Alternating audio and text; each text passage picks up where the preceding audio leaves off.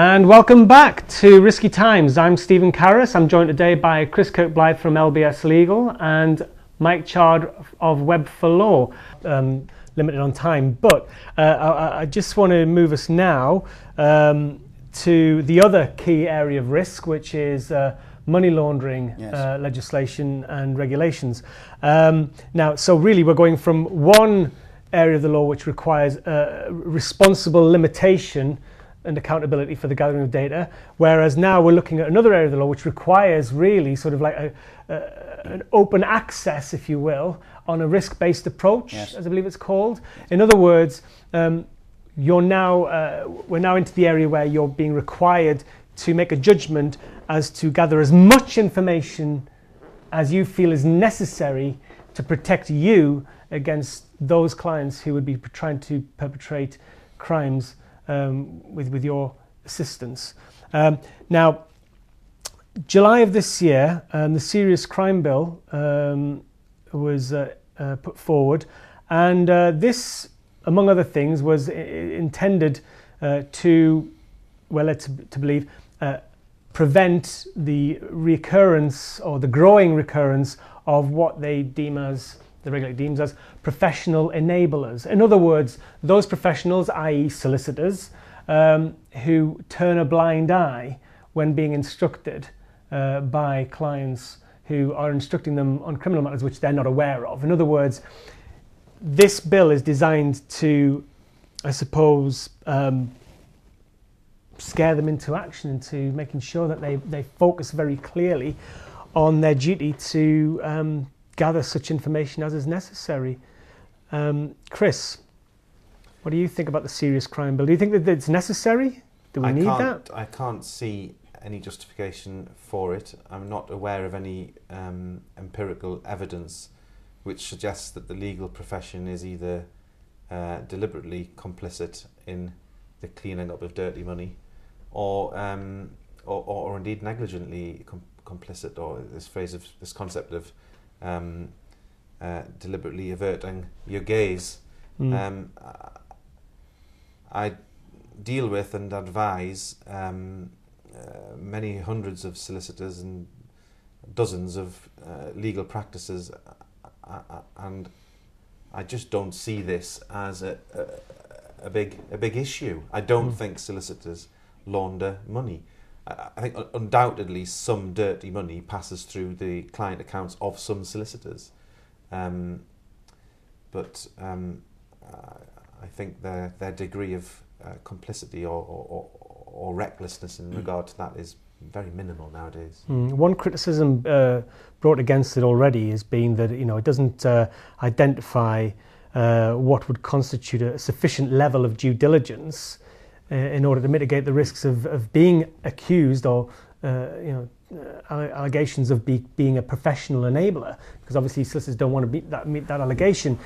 If we're talking about on a technical basis of not gathering sufficient information as being leaving you open to gathering, being a professional enabler, then I suppose it begs the question: how much information is appropriate? Especially when we've got data protection law that's come through to say, you have to be mindful of exactly how much information you gather. So, again, I think we find that solicitors are between rock and a hard place.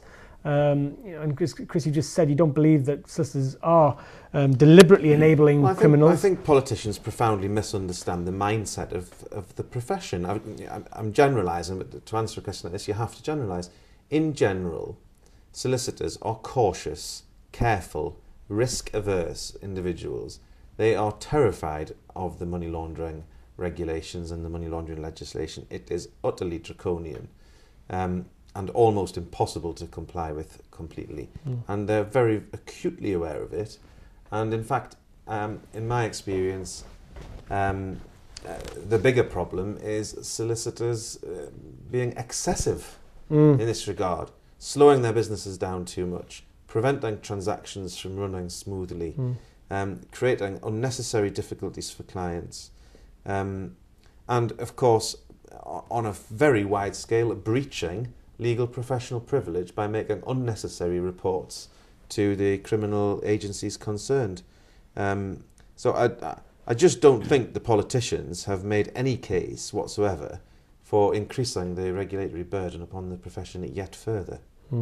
Mike, what do you think? Well, I think the situation is that there's two ways of thinking about the reduction in the number of reports.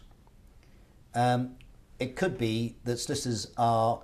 Are you talking about the reports solicitors make to the authorities? Well, is it that there's less reports being filed because lawyers are complicit in the fact that people are trying to launder money, or is it that in fact the lawyers are doing a good job and there's less reports being filed because criminals are thinking to themselves, we can't do the sort of things we used to be able to do because the lawyers are more aware. So is there a reduction in the reports because solicitors are being complicit, or is there to be a reduction in reports because solicitors actually are doing the job that they were supposed to do? Right? And the honest answer is nobody knows. Right? But to make the assumption that because the number of reports have dropped off means that somehow lawyers are complicit in it, I don't really see how that logically follows on. And there isn't I don't think that the statistical information to back up what's being said. What we do know from the statistics is that the frequency and level of serious crime is on the decline. Yes. Therefore, one would expect the number of reports to be on the decline as well. And interestingly, also the NCA, the National Crime Agency, has announced that it will no longer process any disclosures for consent if there is no evidence of a suspicion. I think all too often, historically, solicitors have made disclosures to get consent on the basis that they just don't have sufficient information to make them feel comfortable to proceed. Now that again puts them in a difficult position because they're being told hold back on the reports that you make, but don't be a professional enabler. Don't turn a blind eye. So again, it's sort of damned if you do, damned if you don't. Interestingly, also on the 8th of September, the SRA have announced, of course, a new focus project which they've embarked on, and will be doing so until May of next year, visiting firms to test their systems for tackling money laundering are sufficiently robust. Again, this places an evidence, places a focus clearly on your systems of due diligence, sufficient data gathering. Now, we know in the Data Protection Act that one of the principles requires you to gather information which is not deemed as excessive. You shall not gather excessive data in relation to a matter. It should be appropriate. Then there's the question of sham litigation. We have a lot of firms that will carry out due diligence to the point where they're asking clients about their business affairs, their financial affairs, their income, based on a personal injury claim. It's got no basis, it's not relevant, but they're so worried about being targeted by criminals that they're taking these almost excessive steps to protect themselves. Now, there is a real risk there, isn't there, that they're in breach of the Data Protection Act by gathering excessive data. But I think yet again what you've highlighted is that we have some very serious and arguably draconian legislation which relates to money laundering and which requires solicitors to do all sorts of things. In a sane world, that would be sufficient. That would be regarded as sufficient. But that is not how things work in practice. How things work in practice is that we then have a regulatory body called the Solicitors Regulation Authority, who then add another layer of regulatory requirements onto the profession by saying, right, we are now going to come and look and see that your money laundering systems are sufficiently robust.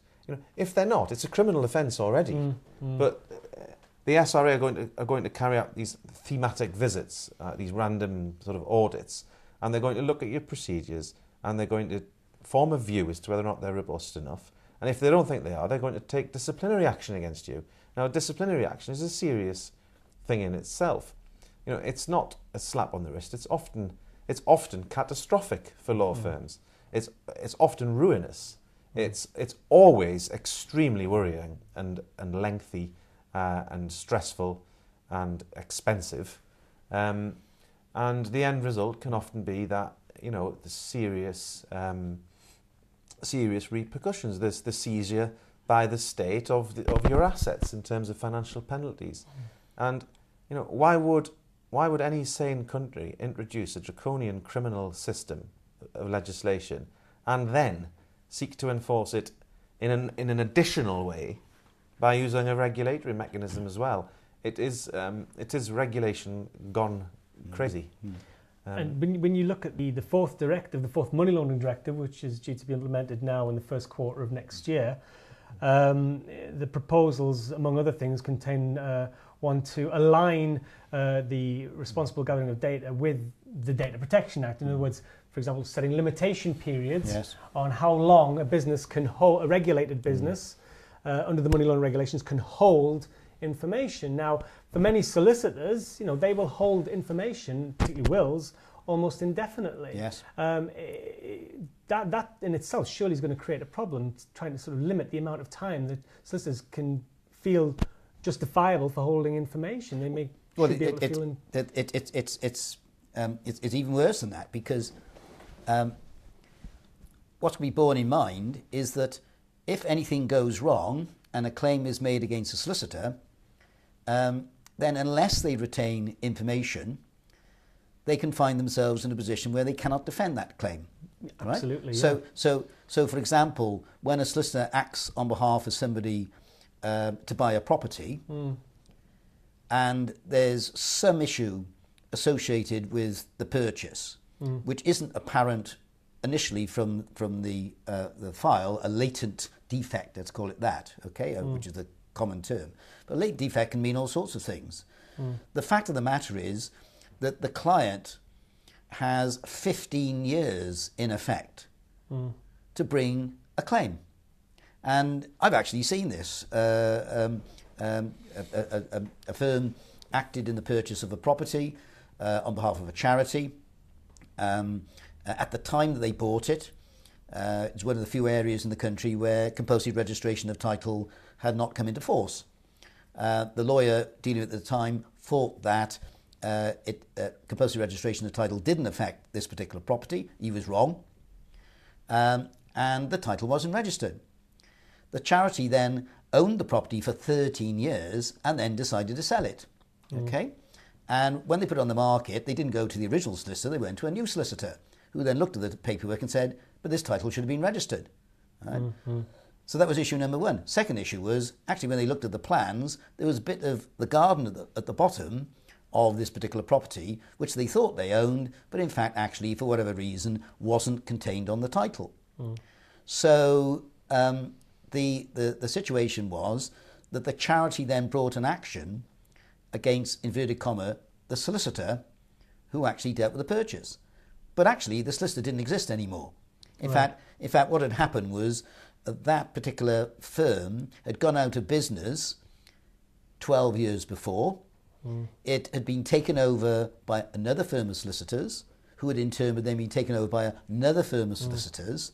And when it came to then this matter being identified, the action was brought not against the person who actually made the mistake to begin with, who was dead, but against the third firm in the row who had acquired liability because it was a successor practice. Okay? And even though they had nothing to do with the situation whatsoever, they ended up finding themselves caught by this claim. It cost £30,000 to put right. Okay? Right? The file in question, detailing what had happened at the time, guess what? Had been destroyed. So nobody in that firm could say why something had happened, what had happened. Held on to if it. they'd held on to it, Yeah. they might have had an explanation, a reason to actually prevent the liability. On the other hand, 15 years holding data on people for 15 years, they would turn around and say, well, hang about, why are you holding data for 15 years? That's a breach of data protection. And not only that, but obviously with cybercrime on the increase in the profession, the longer you hold that information, the greater the risk there is that it will be stolen. Yes. So in one sense, it's in your interest to destroy information that you don't need anymore, at the risk of it being stolen by cyber criminals. Yes. But at the same time, there is an emphasis on needing to retain it to protect yourself from any sort of action in the future, being sued by clients, for example. And that's the problem, isn't it? Yes, and I would say that it's not so much that solicitors are professional enablers. I think they find themselves in situations where they don't appreciate the dangers involved. Perfect example, standard practice, somebody comes in and you've got to act for them and you want to verify that they are who they are, etc. So our solicitor will take a photocopy of the passport. Okay, fine. There we go. I've got a passport. I've got all this information. This is the individual, etc. If I'm a fraudster, I'm not that daft. What I'll do is I'll forge the passport. Okay, so I've got a piece of paper which looks as though it's the genuine article, but in fact it isn't. All right. Now, and the lawyer then says, "Oh well, this is all okay, and it all looks all right," and lo and behold, it isn't. And again, I'll give you a specific example. There was an old lady, housebound, owned a property, and she had a carer who looked after her. And the carer stole the old lady's passport and forged, in conjunction with, inverted commas, her friends in Eastern Europe, that the information all looked genuine. And then went to a firm of solicitors and said, "I'm so-and-so, etc., etc., etc. I own this property, yes, and here's my passport, here's my information," and it all looked genuine. Now, in fact, actually, if the solicitors had carried out electronic verification, yes, they would have discovered that the person who, inverted commas, owned the property was in actually age 75, yes, not 32. Yeah. But they didn't. Yeah. And they went all the way through, and they actually got a mortgage, and they did everything, etc., etc. It was all discovered because, in fact, what happens was that eventually a letter goes to the house which saying, "Thank you very much, such and such has happened," or whatever it is, "what do you think?" Right?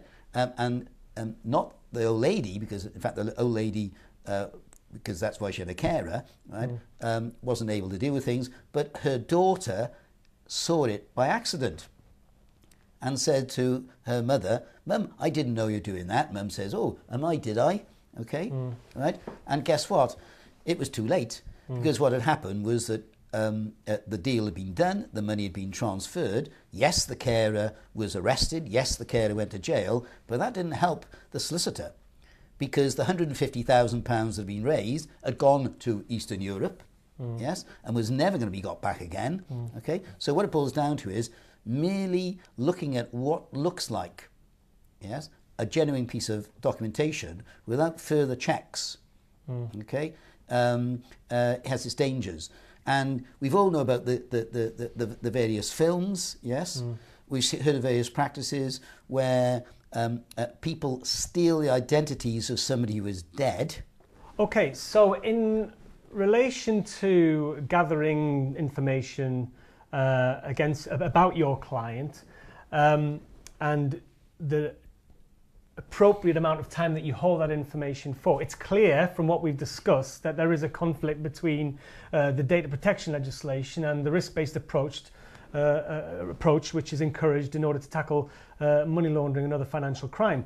So one of the things I come across often with solicitors is there's a lot of confusion about how often they should renew the information that they hold on existing clients.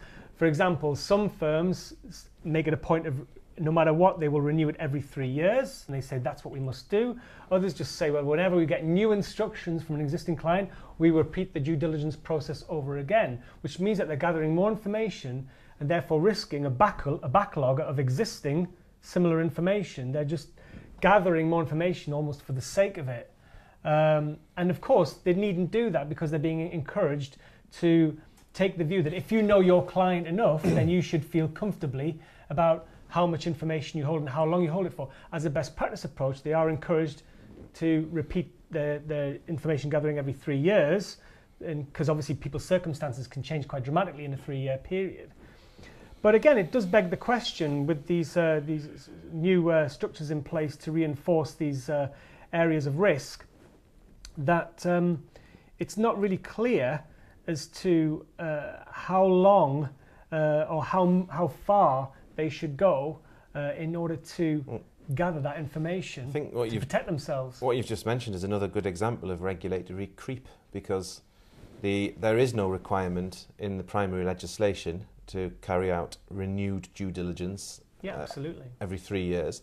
I think there may be some guidance to that effect in the Law Society's practice note, Yeah. which was written as an advisory document. Yeah, yeah, But subsequently, that advisory document received approval from HM Treasury yeah. under the provisions of the primary legislation. Therefore, effectively, that advisory practice note has become a legal requirement, or certainly it would take a brave man to ignore it. So this 3-year requirement and lots of other requirements which are in that practice note have almost become regulatory requirements accidentally. Now, the correct answer to your question is that if you know your client, if you have carried out your due diligence properly on that client, you don't need to renew that ever. Yeah, yeah, absolutely. But But not only do the Law Society and then the SRA gold plate these regulatory requirements, but then law firms do that themselves as well. So they will go even further than the Law Society practice note. And we end up in a ridiculous position which nobody ever intended. Certainly no executive or legislative body intended the money laundering regulations to work out on the ground in the way that they do actually work out. Nobody intended them to be so burdensome. But this is regulatory creep. And it's a wonder, with all of this in mind, that the solicitors have any time to actually practice law and remain Well, many of them profitable. will tell you they don't. Where do they find the time to deal with all of this? They don't. On the regulation. Well, that's the problem, because it's all very well being so compliant and handling everything as you should and supposed to, regardless. But actually, the bottom line is they're running a business. Yeah. And if they don't make a profit, it doesn't matter how compliant they are, they'll go out of business. Yeah. So there is this issue of if I follow all the rules and regulations, and by the way, by the time you've printed out the money laundering practice notes, of which we now, it's almost like an encyclopedia. You don't have any paper Yes. left. Quite frankly, I find it difficult, and we're specialists in this area. Once you've read through 50 pages of what can be quite mind-numbingly boring information, by the time you got to page 48, you're trying to remember what the hell it said on page 4. So it's very, very difficult. The key is they got to do the best they can, right? They got to do the best they can, and when actually, if ever, God forbid, the time arises, what they need to be able to demonstrate is that they did what was anybody would consider reasonable in the circumstances. And actually, bringing it full circle, that's exactly the way the Information Officer Commissioner is going to look at it. Right? If you can show that you've taken reasonable steps and you trained your staff, when things go wrong, that's your first line of defence. Okay? Yeah. So it's all about mitigating the risk by Yes. demonstrating effective systems. Yes. Identifying the risk. Yes. And there is no competitive advantage in being the most compliant firm in the world. I cannot for the life of me understand why lawyers do not collaborate more in regard to the management of this compliance burden. Yes. There's no reason why 5 firms from the same town should not share resource in that respect, even if they compete aggressively in other areas. Well, of course, we could talk all day. It feels like we have already. But I just would like to say, Chris from LBS Legal and Mike Chard from Web for Law, it's been a pleasure. Thank you for your time. And thank you at home for joining us on Risky Times this week. Hopefully you'll join us again for our next show. Until then, take care and we'll see you soon. Thank you. Bye.